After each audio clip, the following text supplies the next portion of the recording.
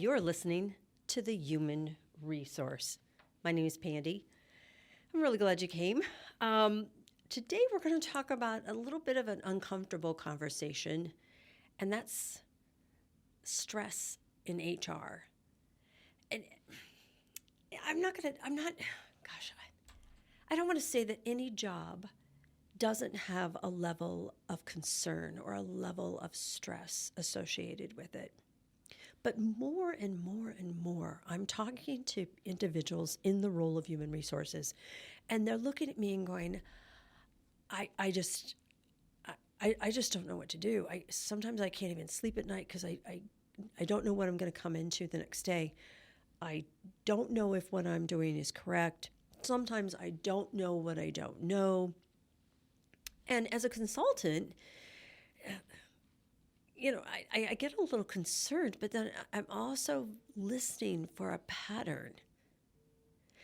Are these concerns all moving in the same direction on the same topics? Or are we talking about individuals and their own insecurities? And what was really interesting is I'm just kind of gathering information. I got this email from one of my newsletters, and it talked about a survey that they had done with their subscribers in regards to what they actually spend time thinking about. And so I thought, you know what, this is a good time to share it, because if you're listening to this podcast, you already have a desire to know what you don't know, or maybe it's just an affirmation you're looking for. And if so, oh my gosh, I hope we're giving them to you every week in some way or fashion. But I thought it was definitely worth just putting it out there, because remember, you're not alone. None of us are alone. No matter where you are in your career in human resources, or wherever you are in your level of experience dealing with labor laws and employment laws, someone has already gone before you, or someone else elsewhere is experiencing it just as you are. And remember, all people are different. So whether we have 2 manufacturing firms or 2 printing companies or 2 jewelry stores, each of those locations are going to have different aspects or different levels and depths to issues because of the people difference. So what might be a major concern for one location may not be, or may be a minor concern for the other location. Either way, though, if it's keeping you up, or if it's just driving the stress level of your job in human resources, it's well worth talking about. So just to help you, I thought I'd bring this survey, and share it with you. It was actually put together by HR Foresight, by the Employment Law Handbook group, and it is a subscription. They interviewed a bunch of HR professionals and said, what are you most worried about as we're going into January 2023? What are you most worried about? Now, I will put a caveat in here. I have no idea what companies or backgrounds or experience levels these individuals were. I don't know how many people they interviewed, and I really don't care. Because from a consulting perspective, I looked at some of these topics and I thought, yes, some of these are exactly what I'm hearing from my clients. So that gives it credibility. And here's my list, here's their list. One of the first things that individuals are worried about in HR issues are penalties for employment and labor law violations. Those are the fines that are given to companies for not following employment laws and employment practices. And what's interesting is, if you aren't paying attention, please let me bring it back and have you refocus on the fact that a lot of those fines just increased. The fines for violations in I-9s, the violations for not having labor law posters up, fines for not properly reporting harassment claims or discrimination claims. The fines around wage and hour violations have gone up. And that's just the federal level. Remember, a lot of states this past year added in additional laws so that individuals can sue both from a federal and a state perspective. If individuals are concerned because they're not keeping track of what those penalties are, then how about compliance with local labor laws? That's their number 2 highest concern. And why wouldn't they be? We've talked about that on this podcast.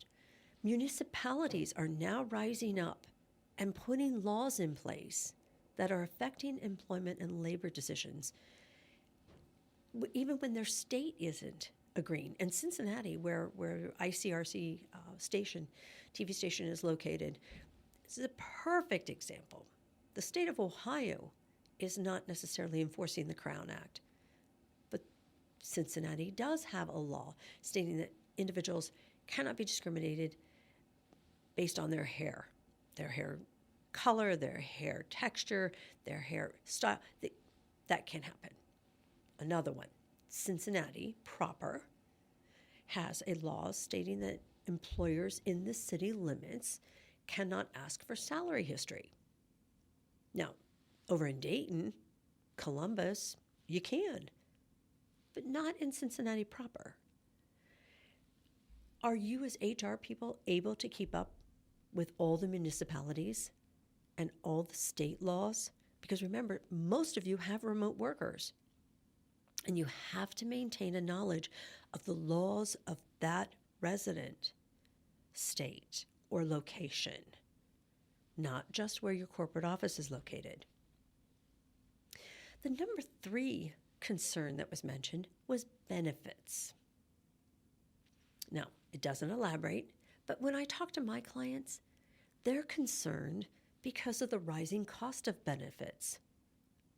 And remember, when you're paying somebody compensation, I always tell my clients, look, you need to add another 30% for the cost of benefits, taxes, and all the extras that go into employing that individual. If you're getting a benefit renewal of 20, 30, 40%, that's a little disconcerting if you're not managing to try to keep those costs down. Benefits could also be affected by the new Secure Act 2.0. That's making a lot of changes in regards to retirement funds and retirement plans that employers offer. And if you're not staying up with those changes, if you're not aware that those laws are in place, you do have something to be concerned with. And you need to be in front of your broker. The 4th concern that was brought up was family or medical leave. Now, for employers of less than 50, this does not mean the Family Medical Leave Act. This means any policy that your company might have or may lack in regards to allowing individuals to go out on leave for either medical or personal reasons. Do you have something in place like that? And if not, what have you been historically doing? And are you being consistent? The 5th concern they had was on state-specific discrimination rules.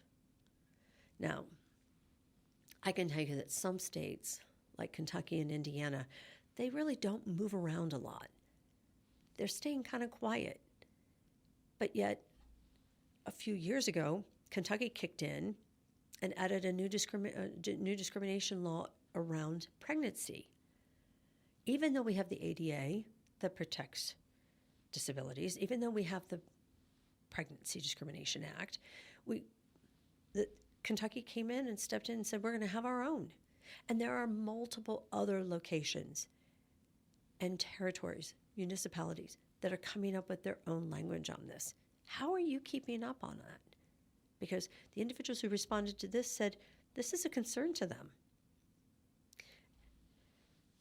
My clients also are very, very concerned, and it's not a part of this particular survey, but they're also very concerned about Are we truly competitive with our wages? And this is a very, very sincere concern, because it's not only for the budget of the company. Are we getting a return on our investment? Are we overpaying for what this individual is able to produce? But are we also paying correctly to retain the employee? Is money going to be an incentive for them to leave us? And let's not even begin to talk about the costs of trying to replace that individual. But are we paying appropriately? It's interesting. When all of this started here prior to about the beginning of the pandemic, we started seeing that mass exodus, and individuals literally started just running to higher paying jobs. And one employer looked at me and said, Pandy, this is going to backfire. This is going to be, there's going to be an awakening at some point. And he and I kind of joked around. He said, what do you think, 18 months? Do you think it'll take 2 years? And he said, I'm going to shoot for 18 months. And it's been amazing. I think I would push it a little bit closer to the 2-year mark. But companies now have come back to me and said, I pay this guy a premium to hire him, and I'm just not getting it. He's just not producing. And I don't know what I'm going to do, because I can't keep him at this rate if he's not going to be able to give us the competencies and skill sets he sold us on. So why wouldn't this HR person be literally concerned and awake at night trying to figure out, do we let him go? How are we going to replace him? What kind of a wage is it going to take to replace him? Wages are a major concern. And then it's just the overall impact of our society. And HR people truly have to keep their thumb on the pulse of where we are as a society. The EEOC just came out with their new poster, including gender identity. This is a major topic. And I am sitting down with my clients right now and saying, look, if you're not concerned about this, you need to be concerned about this. I want every single one of you to take a good hard look at your culture. I want every single one of you to be on the alert, because I'm not as concerned about the current staff that you have, but as we keep building our companies, as we keep growing, as we keep adding people, is your culture one that will be open, welcoming, and a safe place for anyone to come into? Are we a culture in this company of tolerance and welcoming collaboration? Or are we going to isolate, ostracize, and refuse cooperation? Or we just can't go on and on about all the negativity that could be present.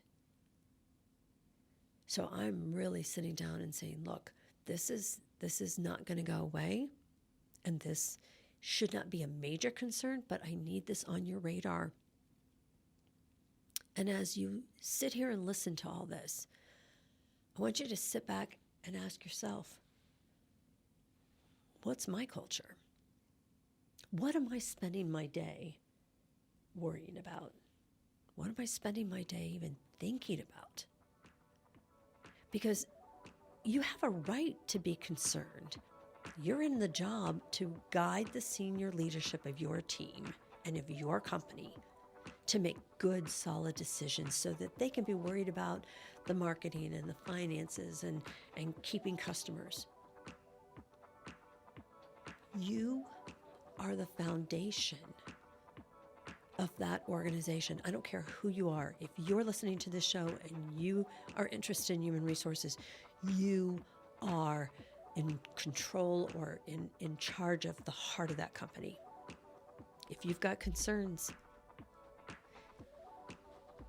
find a legal or a labor law attorney to talk to. Get a good consultant in your life. Go to peer groups. Get some education. But most of all, continue listening to this podcast because you've been listening to the Human Resource. And we're here to help. Take care.